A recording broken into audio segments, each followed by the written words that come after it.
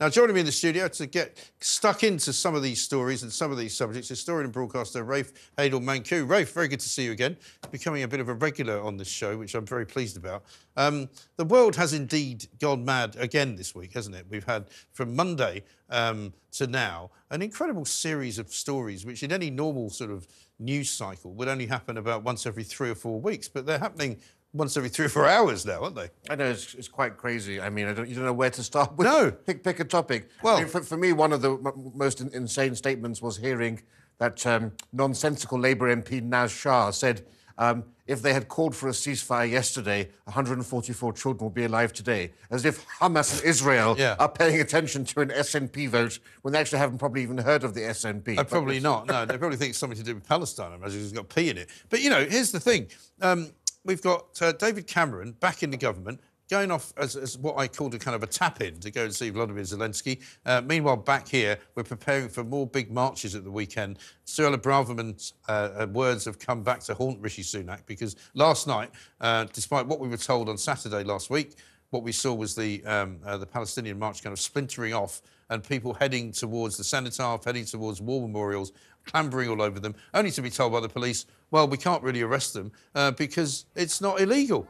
And this is some of the action from last night, which we saw live last night. But you can believe that on Saturday, this weekend, there's going to be more people marching and there's going to be more of this kind of thing. And when will there be an end to all of this? Yeah. I mean, it's now got to the point where the centre of our capital city is being taken over by a mob that makes it unsafe, not only for Jews to walk the streets, but actually for the rest of us to feel safe. And just very irritating. The heart. Also, just very irritating. Irritating and dangerous. Yeah, I mean, and of course, it's a big nonsense, of course, the police saying that they can't arrest people for climbing monuments when we know full well they arrested Greenpeace protesters when they climb monuments. Right.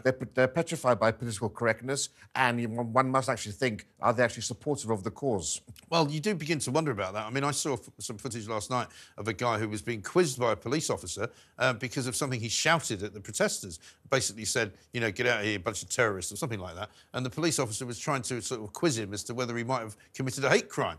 And he said, well, they're supporting Hamas. He said, well, how do you know that?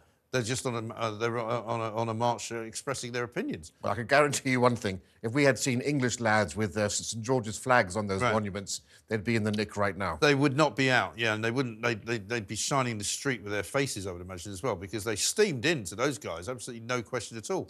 But, you know, we've now got the incredible situation where tomorrow, even before Saturday, schools are going out on strike, sort of Greta Thunberg style, to free Palestine.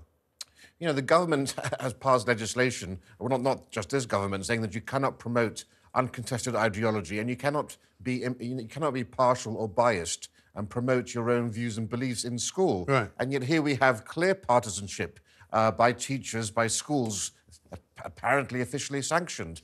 And you have to ask, you know, what's going on here? That, you know, there should be clear instructions sent down to the schools that they are forbidden. You know, we're always told about how important schooling is after COVID, how much time kids have missed out of the classroom. Now they're being taken out to support a political agenda. Yeah, well, this has been going on for a while. I remember when there was a big climate march, and this was some years ago when both of my two youngest were still in sort of, secondary school, and they were told quite clearly by the head, oh, well, if you wish to go to London and take part in the march, we will give you permission to do so. Well, we know and I'm going, sorry? We know in this country fewer than 10% of teachers vote for the Conservative Party or centre-right parties. Right. There's been a huge sea change over the last 20 years in our education system.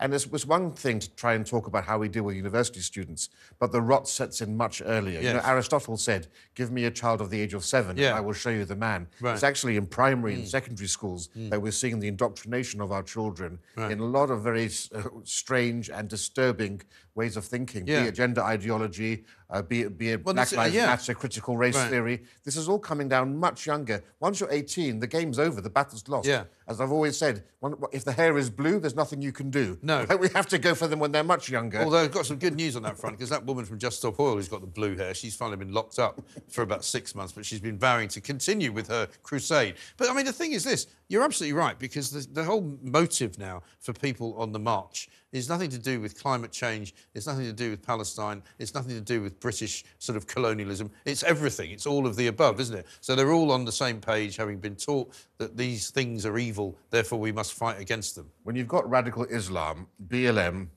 the socialist work and Just Stop Oil all allying, you know this is not about Palestine. This is about something much more dangerous. It's anti-Semitism against Jews, who they regard as being part of this capitalist conspiracy. Right. It's against Britain and it's against the West. These are the enemies of the West and all the values that we stand for. Yeah, well, I made a little monologue yesterday about all of the wars that have happened in the Middle East for decades and decades and decades. In the 70s, late 60s, you know, they were pretty much at war, Israel, the whole time. There were no marches in London about that, and there's quite simple reasoning why, because the people who are currently marching weren't here then.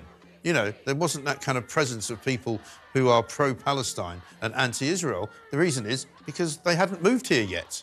That's true, but also when you see the marches, there's nothing comparable to what we're seeing every Saturday night now when we deal with, for example, Saudi Arabia bombing Yemen. Right. When the UN accused Saudi Arabia of human rights abuses for the murder of children. When we had the Syrian regime bombing its own people. Or when we had just last year, we had Iran, of course, brutally crushing protesters. Yeah.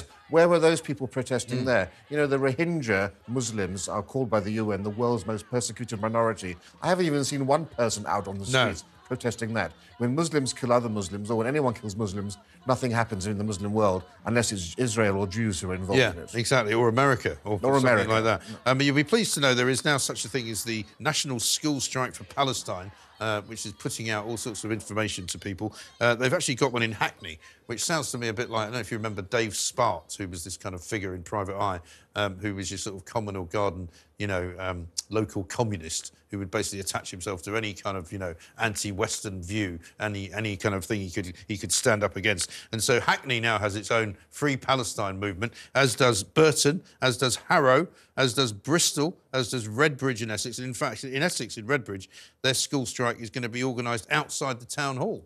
So presumably the local council are all OK with that as well. I try and take one of my kids out of school to take them to see their, you know, 95-year-old grandmother. You get a fine. Exactly. And were parents consulted about all of this? I very much doubt it. This is the problem. And I gave a speech on this actually not so long ago. Parents need to get more involved in schools, become school governors, get involved in all of this. If teachers are basically held to account by parents, you may at least have some semblance of balance coming into all of it. Well, here's the message. This week's action starts at 10 a.m. on Friday. Tell your friends, share as wide as you can. We need as many kids, young people and families striking for Palestine as possible. Let's make the MPs hear us loud.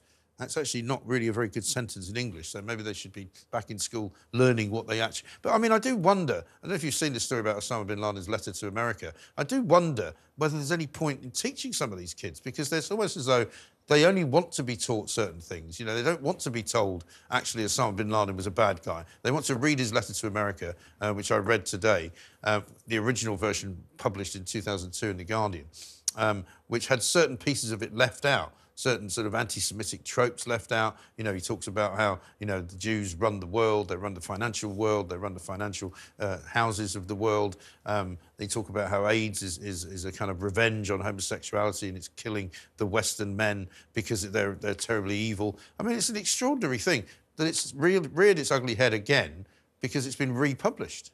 Yeah, well, you know, this is all about the demoralisation of the West. Yeah. We've now had 25, even 30 years of our children being inculcated with anti-British, anti-Western sentiment. We're told how Britain is uniquely racist in the world, that Britain was responsible for slavery uniquely, even though Britain was the first country to abolish it, that the British Empire was uniquely bad, and that actually, you know, there is no reason to be proud of this country. And when you're constantly fed and drip-fed this negativity about our civilization and our values, you begin to believe anything like this. You know, there was a very famous KGB agent who came to America and Canada in the 70s. He said their plan was to basically demoralize and undermine the youth of America. It's a 15 to 20-year project, after which it's impossible to convince them about any other arguments. Yeah, and that's kind of where we are now, because those people marching, who will march this weekend, who will go in these school strikes tomorrow, they will be absolutely and utterly convinced that Israel is in the wrong. And I find, considering what's happened over the past sort of 6 weeks, since October the 7th, it's an extraordinary situation to be in. Well, of course, you have to realise they've got no other reason. And actually, in a sense, you can't blame the children because they're not being exposed to any other point of view other than the point of view that their teachers are giving them. And what they're being told, essentially, is that Israel, for some reason, is the uniquely bad player in this area, where, of course, we know that's far from the case. Hamas, we have to understand, has a millennialist, nihilistic hatred for Israel that means there will never be a chance of peace because their entire goal is the destruction of Israel. That's their raison d'etre. Yes, it's in literally their articles of association, as it is in Hezbollah's as well.